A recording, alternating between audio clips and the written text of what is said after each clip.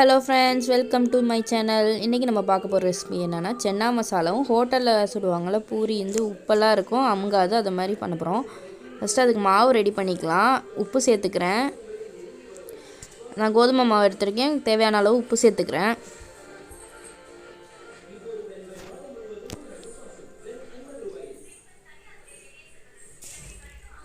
அரை கிளாஸ் அளவு தண்ணி சேர்த்துக்கிறேன். நல்லா வந்து உதிரி உதிரியா பிசைஞ்சிக்கங்க.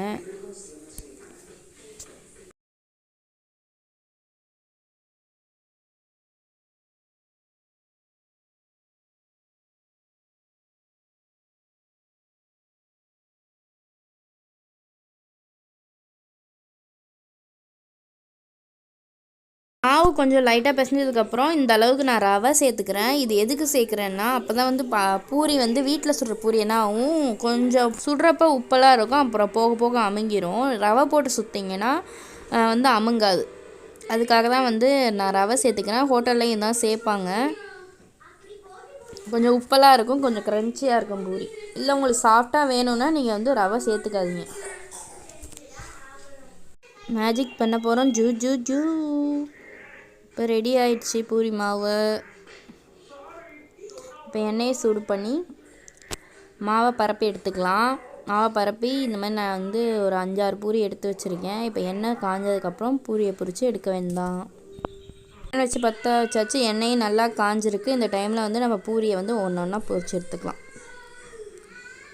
பாருங்கள், இப்போ நான் பூரி போட்டோன்னே எப்படி உப்புன்னு பாருங்கள். அப்படி உங்களுக்கு வந்து பூரி உப்புலன்னா லைட்டாக வந்து இந்த கரண்டியை வச்சு அமுக்கி விட்டிங்கன்னா உப்பும்.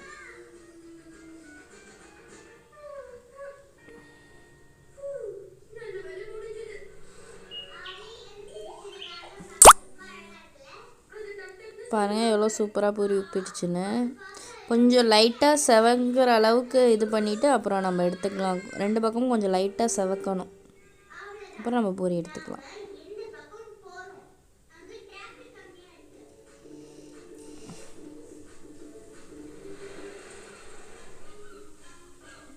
பூரி நல்லா உப்பெல்லாம் ரெடி ஆகிடுச்சு. நம்ம அடுத்தது வந்து சென்னா மசாலா ரெடி பண்ணிக்கலாம். சென்னா மசாலா ரெடி பண்ண கடாயை சூடு பண்ணிக்கோங்க. கடாயை சூடு பண்ணி எண்ணெய் சேர்த்துக்கோங்க. எண்ணெய் நல்லா காஞ்சிருச்சு. இந்த டைமில் வந்து நான் பிரிஞ்சி இலை சேர்த்துக்கிறேன்.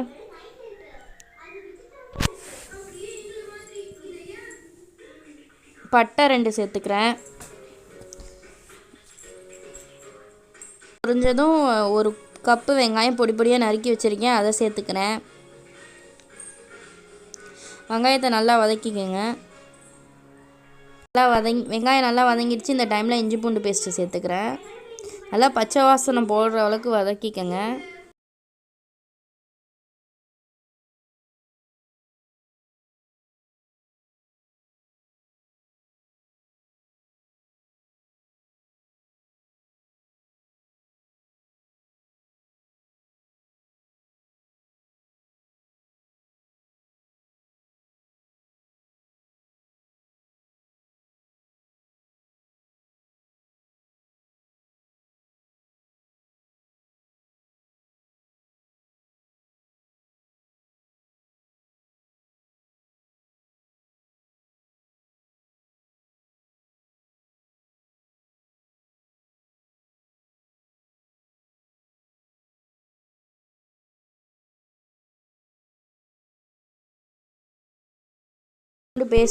இஞ்சி பூண்டு பேஸ்ட்டு வெங்காயம் எல்லாம் வந்து பச்சை வாசனை போகிற அளவுக்கு நல்லா வதங்கிருச்சு. இந்த டைமில் வந்து நான் வந்து தக்காளி பேஸ்ட் பண்ணி வச்சுருக்கேன், 2 தக்காளி, அதை சேர்த்துக்குங்க.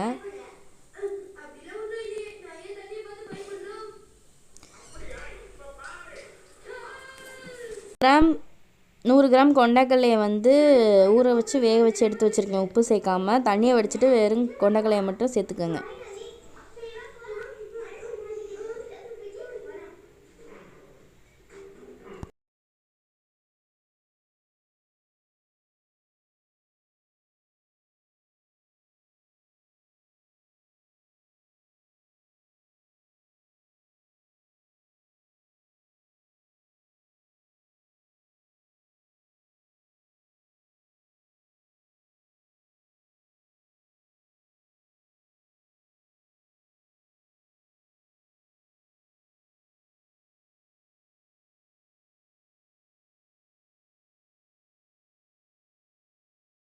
2 டேபிள் ஸ்பூன் மிளகாத்தூள் சேர்த்துக்கிறேன்.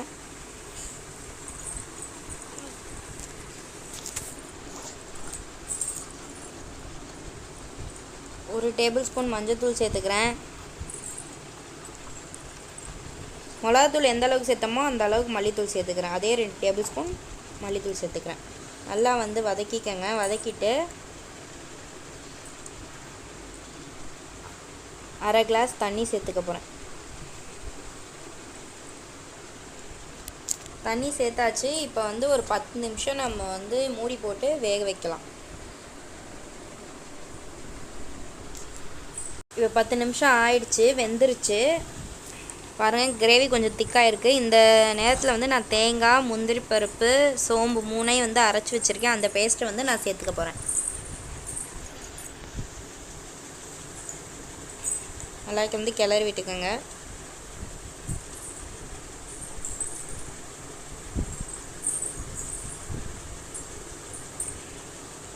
நல்லா கிளறியாச்சு. சிம்மில் வச்சு இன்னும் கொதிக்க விட்டு இறக்க வேண்டாம்.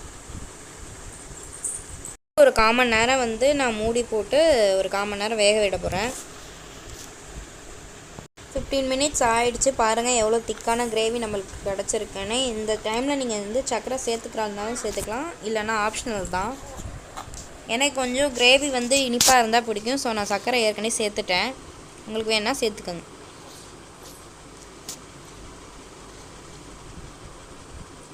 பாருங்கள் எவ்வளோ சூப்பரான உப்பலான பூரி வந்து ரெடியாக இருக்குது. நான் அமுக்கிற வரைக்கும் அமுங்கவே இல்லை. ட்ரை பண்ணி பாருங்கள் எப்படி இருக்குன்னு. அவ்வளோதான், நம்ம பூரி சூப்பரான பூரியும் சன்னா மசாலாவும் ரெடி பண்ணிட்டோம். இதை வீட்டில் செஞ்சு பார்த்து கமெண்ட்.